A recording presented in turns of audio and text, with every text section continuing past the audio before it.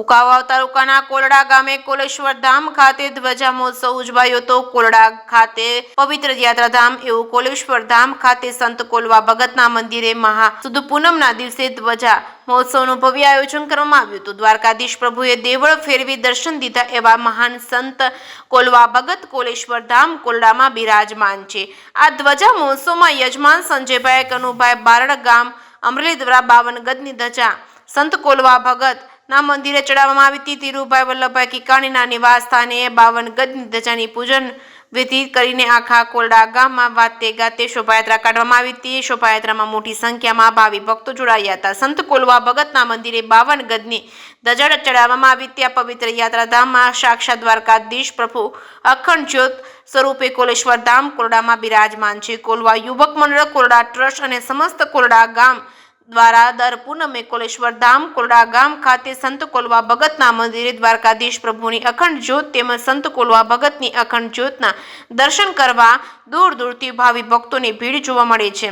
કોલડાના કોલેશ્વર ધામ ખાતે દર પૂનમે નાના બાળકોને બટુક ભોજન કરાવી ધજા મહોત્સવની ઉજવણી કરવામાં આવે છે। જે કે ગુજરાતી સાથે પ્રકાશ વઘાસિયા જીથોડી।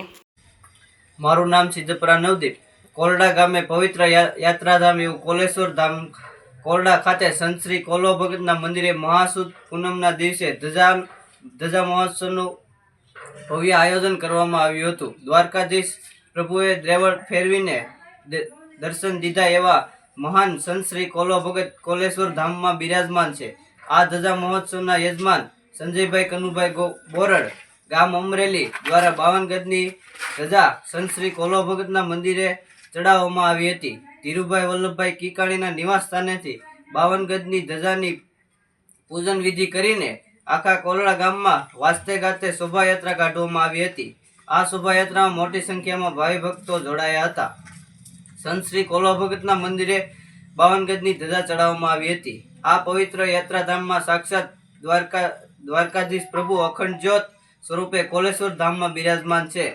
કોલવા યુવક મંડળ કોલડા ટ્રસ્ટ દ્વારા અમે સમસ્ત કોલડા ગામ દ્વારા પૂનમે કોલેશ્વર ધામ કોલડા ખાતે સંત શ્રી કોલવા ભગતના મંદિરે દ્વારકાધીશની પ્રભુ અખંડ જ્યોત તેમજ સંત શ્રી કોલવા ભગતની અખંડ જ્યોતના દર્શન કરવા દૂર દૂરથી ભાવિ ભક્તો આવે છે।